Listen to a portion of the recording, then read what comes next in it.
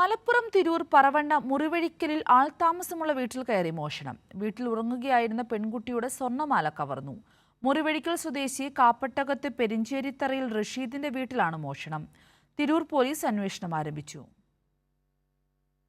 വീട്ടിൽ നവീകരണ പ്രവൃത്തികൾ നടക്കുകയായിരുന്നു. വീടിന്റെ പിൻഭാഗത്തെ വാതിൽ കുത്തി തുറന്നാണ് മോഷ്ടാവ് അകത്ത് കയറിയത്. റഷീദിന്റെ മകളും 10ാം ക്ലാസ് വിദ്യാർത്ഥിനിയുമായ ആയിഷ മെഹറിന്റെ 1 പവൻ തൂക്കം വരുന്ന മാലയാണ് കവർന്നെടുത്തത്. തൊട്ടടുത്ത ബെഡ്റൂമിൽ കയറി അലമാരയും തുറന്നിട്ടുണ്ട്. ബാഗിലുണ്ടായിരുന്ന പണവും മോഷണം പോയി. വാതിൽ കുത്തിത്തുറക്കാനായി ഉപയോഗിച്ച ഉപകരണങ്ങളും സമീപത്ത് ഉപേക്ഷിച്ചു. ഈ മുറിവഴിക്കല് ഇപ്പോൾ ഈ മോഷണ പരമ്പര പതിവായിക്കൊണ്ടിരിക്കുകയാണ്. ഇപ്പോൾ നമ്മുടെ ഈ അയൽപ്രദേശങ്ങളിലൊക്കെ നിരവധി വീടുകളിൽ മോഷണം നടക്കുകയും അതിന്റെ പ്രതികളൊക്കെ പിടിക്കുകയും ചെയ്തതാണ്. സംഭവം ശ്രദ്ധയിൽപ്പെട്ടതോടെ വീട്ടുകാർ തിരൂർ പോലീസിൽ പരാതി നൽകി.